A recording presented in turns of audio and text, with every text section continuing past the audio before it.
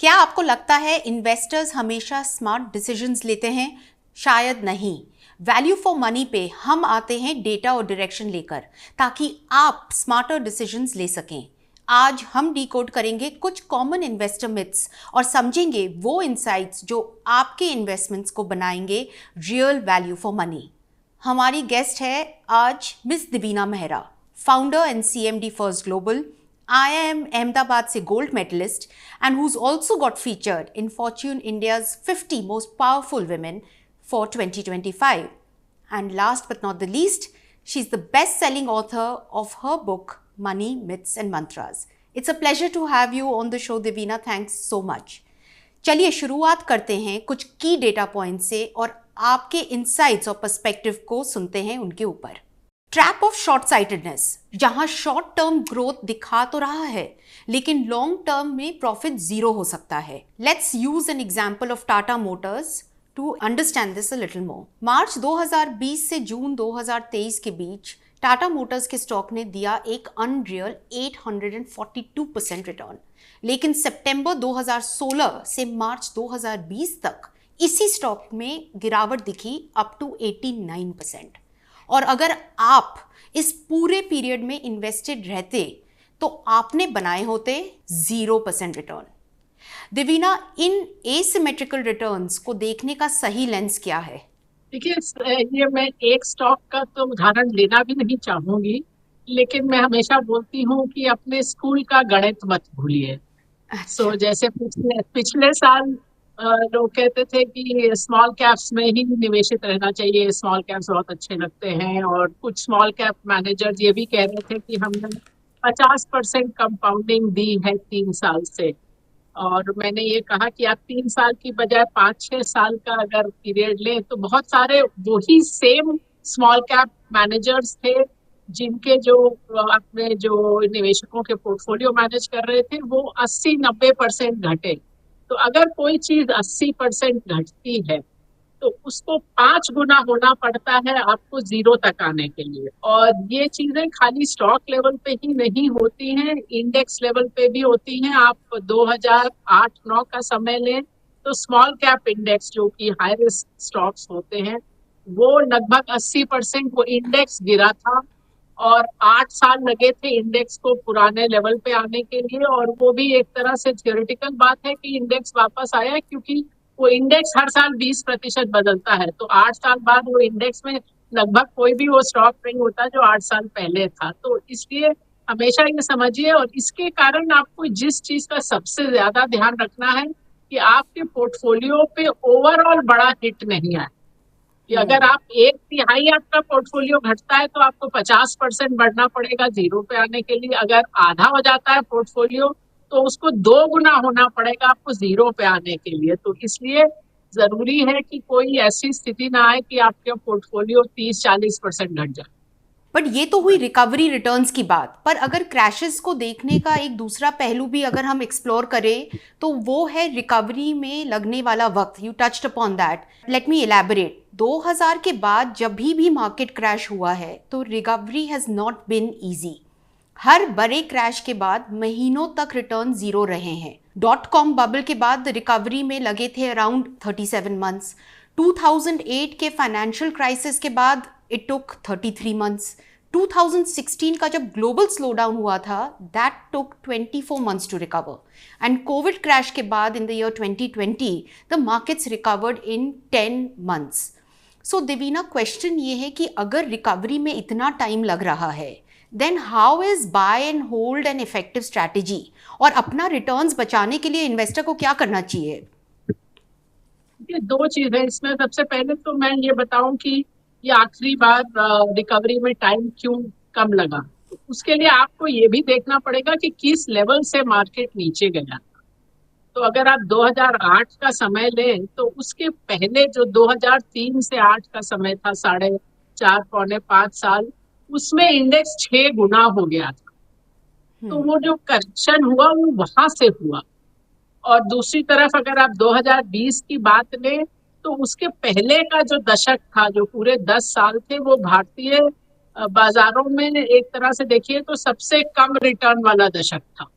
हम्म। आप आपने 100 रुपए लगाए होते 2010 में, तो 10 साल में वो 230 रुपए होते, जो लगभग आपको फिक्स डिपॉजिट में भी मिल जाते। आप इसके बनस्पत देखिए, तो अगर 1980 में आपने 100 रुपए लगाए होते तो वो 10 साल में 700 होते। तो ये कारण था कि इस बार मार्केट कोई बहुत चले हुए भाव से नहीं गिरा था कि उसके बाद उसको फिर 3 साल लगे रिकवर करने में। तो ये कारण था कि एक वो रिकवरी जल्दी हुई। लेकिन बाय एंड होल्ड में आपको ये समझना पड़ेगा कि वो आप सेम स्टॉक्स को खरीद के भूल नहीं सकते, क्योंकि ये जरूर होता है कि एक तो है कि जो छोटे और इस तरह के स्टॉक्स हैं, उसमें तो कई स्टॉक एक तेजी में जो चलते हैं वो अगले तेजी तक उनका अस्तित्व ही नहीं रहता है, जिसे मैं कहती हूँ वो शून्य में विलीन हो जाते हैं। तो आप यही समझिए कि जितने स्टॉक्स आज के दिन ट्रेड होते हैं उसमें उससे कई गुना स्टॉक्स ऐसे हैं जो कभी ना कभी लिस्ट हुए थे और जो अब ट्रेड भी नहीं होते हैं। तो इसलिए बाय एंड होल्ड एक तो वो वाला स्टॉक्स का मैं बोलूँ तबका है जो गायब भी हो सकते हैं या जिनका बिल्कुल ही कभी कभी रिकवरी ही नहीं आई। लेकिन अगर आप सोचे कि हाँ मैं ब्लू चिप्स खरीद के भूल जाऊंगी, तो वो भी कोई बहुत अच्छा उसका भी ट्रैक रिकॉर्ड नहीं है, क्योंकि आप देखिए कि कौन कौन से स्टॉक्स और कौन कौन से सेक्टर्स इवन सेंसेक्स या निफ्टी में रहे हैं और आज वो कहाँ है। जो ओरिजिनल सेंसेक्स लिस्ट आप उठा के देखिए तो उसमें उस समय की जो अच्छी इंडस्ट्रीज मानी जाती थी, टेक्सटाइल्स, पेपर, शिपिंग, वो हिंदुस्तान मोटर्स जो एम्बेसडर कार बनाती थी, या प्रीमियर ऑटोमोबाइल्स जो फिएट कार्स बनाती थी, चाहे कंपनी हो भी तो अब वो कोई बहुत महत्वपूर्ण कंपनीज नहीं रह गई हैं।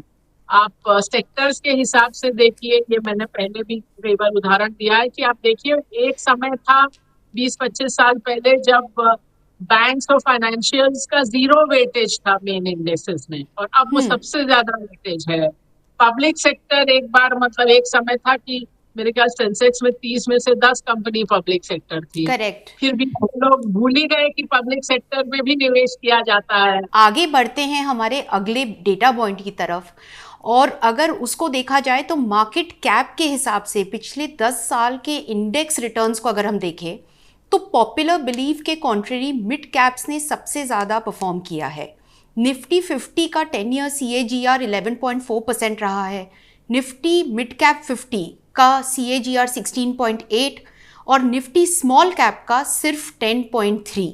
तो दिवीना, अगर निफ्टी मिड कैप 50 एक डाइवर्सिफाइड बास्केट है जिसमें सेक्टर्स भी है, ग्रोथ के फेजेस दोनों हैं, तब हम इसी को क्यों ना एक बैलेंस इन्वेस्टमेंट की तरह देखें, and we should be putting all our money only in this.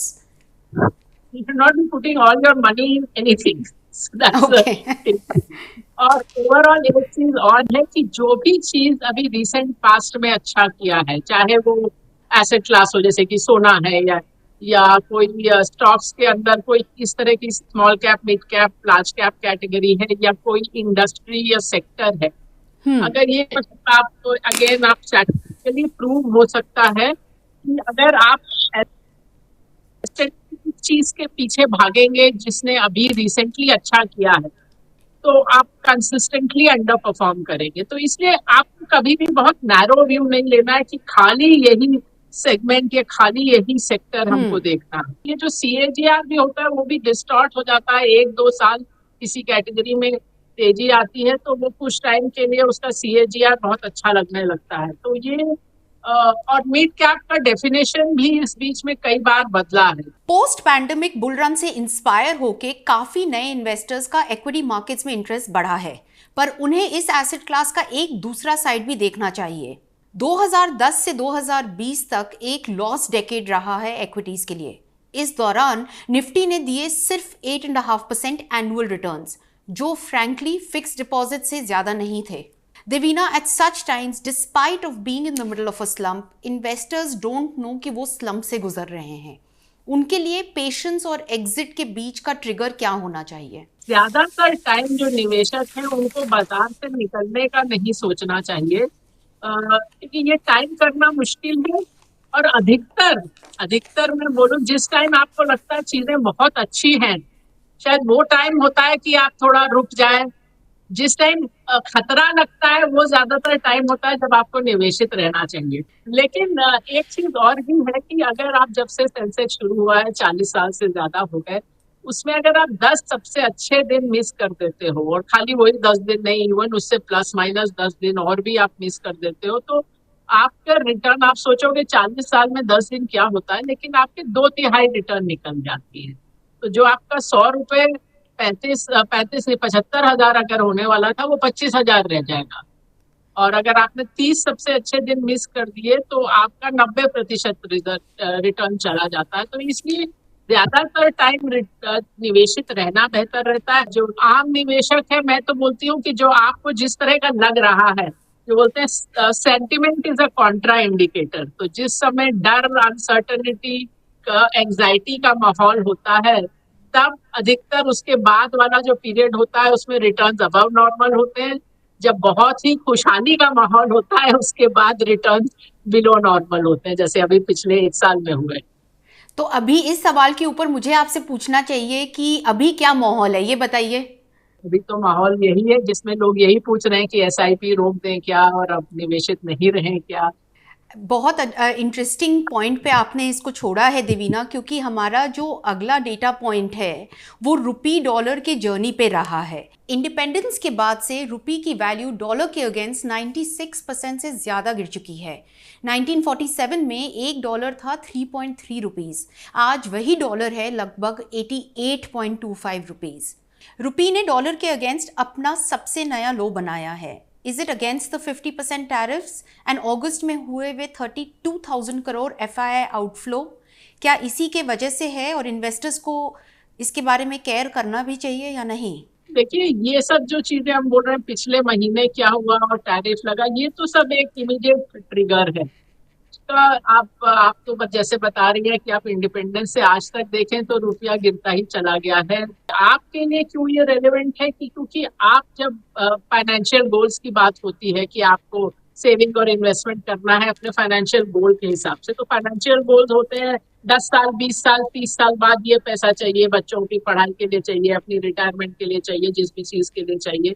तो आप ये चीज कैसे भूल सकते हैं कि रुपया इतना ज्यादा डेप्रिशिएट करता है। और आप देखिए तो पैटर्न ऐसा ही है, मतलब आप या तो होगा कि धीरे धीरे हर साल डेप्रिशिएट होता है, अदरवाइज एक बैंड में होता है 3-4 साल और फिर सडनली डेप्रिशिएट होता है। पूरा जो 2010 से 20 का दशक था उसमें डॉलर टर्म्स में इंडियन इक्विटीज ने कुछ रिटर्न ही नहीं दिया। करेक्ट। आपने देवीना अपने बुक में जो मनी मिथ्स एंड मंत्रास है, वहाँ पर भी आपने ग्लोबल इन्वेस्टर बनने की सलाह दी है। अगर हम आज के माहौल के बारे में बात करें, जो 2015 ऑनवर्ड्स जो हमारे टॉप इंडाइसेस को अगर हम देखें, तो Sensex rank second after S&P 500 जो यूएसए का बेंचमार्क है। तो यहाँ पे जो आप अभी कह रही थी कि you recommend that people should invest abroad, India world की फास्टेस्ट ग्रोइंग इकोनॉमी से एक है, एक मार्केट जो इन्वेस्टर्स को समझ भी आता है। तो क्या ग्लोबल इन्वेस्टिंग छोड़कर यहीं रहना बेहतर नहीं होगा और यहीं पे आदमी अपना डाइवर्सिफाई कर ले इन्वेस्टमेंट्स? जैसा मैंने बोला, एक तो चीज है कि करेंसी घट रही है, और जैसा मैंने एक किताब में लिखा है, तो मैं एक बार किताब भी दिखा दूं और ये भी दिखा दूं कि अब ऑफिशियल नेशनल बेस्ट सेलर हो गई है। तो उसमें मैंने लिखा है कि हम क्यों ग्लोबल गए, मतलब फर्स्ट ग्लोबल में। और उसके पीछे एक तो यही कारण था कि आप जो बोलते हैं ना, don't put all your eggs in one basket. तो बोलते हैं India is the fastest growing economy, तो 90 के दशक में फास्टेस्ट ग्रोइंग इकोनॉमीज कौन सी थी? एशियन टाइगर्स, मतलब। और एक साल आया 25 साल पहले, लगभग 26 साल पहले, कि वो एक साल में वो सारी जितनी इकोनॉमीज थी उनकी उनके बाजार, उसमें करेंसी भी गिरी और बाजार भी गिरे। तो डॉलर टर्म्स में वो सारे देश 50 से 90% गिरे, मतलब 90% इंडोनेशिया, 50% ताइवान, और बीच में ये सब थाईलैंड, फिलीपीन, साउथ कोरिया, ये लोग सब थे। तो वो मेरे लिए तो वो वेकअप कॉल था कि एक देश में होने से किसी दिन आपकी 90% भी नेटवर्क गायब हो सकती है। पहले भारतीय बाहर निवेश कर ही नहीं सकते थे, इसलिए करेक्ट। हम लोग को दिमाग में ही ये नहीं आता कि बाहर निवेश किया जा सकता है। और खाली जो एक ही डॉलर एसेट था हमारे लिए, वो था सोना। सोना ही तब एक तरह से आपको करेंसी हेज दे रहा था। हम बात करें अगर रियल एस्टेट की, और वहाँ पे अगर हम देखें जो 20 ईयर रिटर्न्स कंपैरिजन अगर रियल एस्टेट का देखें तो वो वर्स्ट परफॉर्मर रहा गया है। एंड जहाँ gold has been a safe haven, वहाँ even real estate in the Indian mindset has been a very very safe haven. तो अगर 15.2 टाइम्स अगर आपका इक्विटी बढ़ा है, 15.5 टाइम्स आपका गोल्ड बढ़ा है, वहाँ पे रियल एस्टेट आपके इन्वेस्टमेंट को केवल 4.4 टाइम से ही बढ़ा पाया है। तो क्या आप ये मानेंगी Devina that earnings returns from asset class आप बात करती हैं that one must earn in phases, isn't real estate in a permanent slowdown then? I don't recommend buying real estate as investment, because एक मेजर प्रॉब्लम जो real estate का, एक तो जैसा आपने बताया कि ऑन द एवरेज रिटर्न तक नहीं बना के दिया है। दूसरा जो मेजर प्रॉब्लम होता है वो है इलिक्विडिटी का, कि जब आपको पैसा चाहिए आप बेच सकते हैं क्या, मतलब 2-4 दिन तो छोड़ दें, 2-4 महीने में भी नहीं बेच पाएंगे। बहुत बार रियल एस्टेट में आप सोच रहे हो मुझे इस घर का इतना मिलना चाहिए, आप सालों साल वेट करते हो कि वो वहां तक वैल्यू पहुंचे, और वो तो मतलब थियोरेटिकल बात है, बिकॉज बीच में आप इतने साल का आपने रिटर्न तो यूं ही गंवा दिया। बट निवेश के तौर पे रियल एस्टेट की मैं कभी हिमायती नहीं रही हूँ। लेकिन अगर हम म्यूचुअल फंड अकाउंट्स की बात करें जहाँ पे 260% राइज हमने देखा है 5 साल में, which is from 8.9 crore in 2020, it's gone up to 23.2 crore, I mean and growing in 2025। तो आज की दुनिया में जहाँ इंफॉर्मेशन सबके पास फ्रीली अवेलेबल है, तो म्यूचुअल फंड मैनेजर्स के पास वो ऐसा रियल एज है क्या? देखिए, म्यूचुअल फंड छोड़ दीजिए, अब किसी भी के लिए भी एक एक चीज होती है कि कौन सा स्किल सेट चाहिए आपको कहीं पे सफल होने के लिए, वो बदलता रहता है। अब जबकि बहुत सारे फंड्स भी आज तक भी वैसे ही मैनेज कर रहे हैं जैसे 90 के दशक में करते थे। तो 90 के दशक तक क्या था कि इंफॉर्मेशन नहीं मिलता था। मैं तो आपको बताऊं, कंपनीज की एनुअल रिपोर्ट मिलना मुश्किल होता था, एक्सेल नाम की कोई चीज नहीं थी। मुझे भी बहुत मजा आता था कि जाके कंपनी से मिलो, उनकी फैक्ट्री देखो, उनके पता करो क्या हो रहा है। तो वो एक एज होता था, इंफॉर्मेशन एज। अब वो चीज बाय रेगुलेशन चली गई है। अब तो अगर कंपनी एनालिस्ट मीट करती भी है तो उसकी भी ट्रांसक्रिप्ट वेबसाइट पे डालनी पड़ती है। तो अब स्किल सेट क्या हुआ कि अब डेटा सबके पास है, इनफैक्ट जरूरत से ज्यादा डेटा है, ढेरों डेटा है। उसको कैसे आप मैनेज करें और कैसे उसमें से इंसाइट निकालें, कैसे निकालें कि कहाँ निवेश करना चाहिए। और इसलिए जैसे हम लोग का जो सिस्टम है, हम बोलते हैं ह्यूमन प्लस मशीन सिस्टम, कि पहले हम आर्टिफिशियल इंटेलिजेंस और मशीन लर्निंग को इस्तेमाल करके उतने डेटा में से सेंस बनाते हैं। अगर हम लोग को सारी कंपनीज या इवन जो टॉप 800 कंपनी है उनको रैंक करना है लेटर से 20 फैक्टर पे, तो वो मशीन करके देते हैं।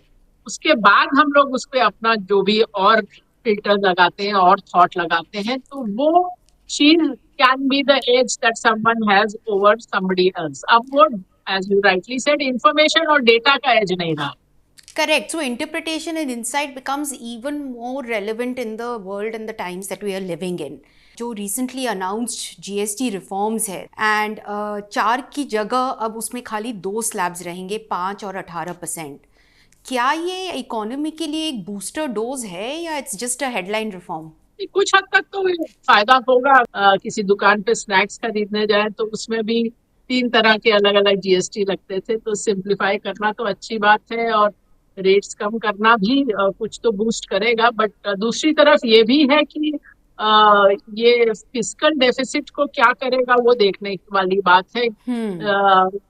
टैक्स का रेट कम होने के मतलब टैक्स कलेक्शन कुछ हद तक तो कम होंगे, और अभी हमारी नॉमिनल जीडीपी ग्रोथ वैसे भी इतनी अच्छी नहीं आई है, और चाहे वो कॉर्पोरेट अर्निंग्स हो चाहे टैक्सेस हो, उनका रियल जीडीपी नहीं नॉमिनल जीडीपी से लेना देना होता है। तो वो एक प्रश्न कि वहां पर कितना असर होगा। बट जीएसटी काटने का यस कंजम्पशन पे को तो बेहतर करना चाहिए। आते हैं हमारे लास्ट सेगमेंट में जो एक रैपिड फायर राउंड है हमारा। We'll ask you quick questions and you know the drill. We want your answers to be snappy and quick. To begin with, middle class को बेचा गया हुआ the biggest lie about wealth creation क्या है? 2 मैं बोलूंगी, एक ये बाय एंड फॉरगेट, और दूसरा higher risk gets you higher returns. क्या आप अभी मार्केट में कोई बबल फॉर्म होते हुए देख रही हैं? देखिए सेगमेंट्स में तो बबल फॉर्म होता है, ओवरऑल मार्केट मुझे ऐसी बबल टेरिटरी में नजर आता है। God forbid, but if tomorrow all your wealth vanishes, what's the first trade you're going to place to rebuild from zero? First of all trade नहीं करना है, never get into the trap of trying to make capital through trading, so it should still be investing. That's a good answer, Devina. Amidst the chaos, is the market about to bottom out, and is it the right time to invest? I definitely think it's a time to be invested to the extent of your equity allocation. Never have 100% in equity. Equity should be money you don't require for the next 8 to 10 years. But whatever is that allocation, be invested. और आज की uncertainty में investor को invest करने से पहले अपने आप से वो कौन से 3 सवाल है जो पूछने चाहिए? सबसे पहले तो ये आप देखिए कि आप अभी कहाँ निवेशित हैं। सबसे पहले आप अपना स्टार्टिंग पॉइंट वो देखिए, दूसरा एसेट एलोकेशन करिए, तीसरी जो सबसे इम्पोर्टेंट चीज है रिस्क मैनेज करिए, स्टॉप लॉस रखिए, किसी सेक्टर में ज्यादा निवेश नहीं करिए, और global diversification. So those would be my mantras. Thanks Devina आपके शार्प और प्रोफाउंड इनसाइट्स के लिए। आई होप आज का डिस्कशन आपके कुछ इन्वेस्टिंग मिथ्स को चैलेंज करने में हेल्पफुल रहा हो। हर इन्वेस्टर का पर्सपेक्टिव अलग होता है। आपके लिए सबसे इंटरेस्टिंग पॉइंट कौन सा था? Let us know that in the comment section. Decoder के साथ बने रहिए और फाइनेंस के नए ट्रेंड्स और आइडियाज़ को डिकोड हमारे साथ करते रहिए। हम हमेशा नए टॉपिक्स, नए एक्सपर्ट्स और उनके इनसाइट्स लाते रहेंगे only on value for money on decoder.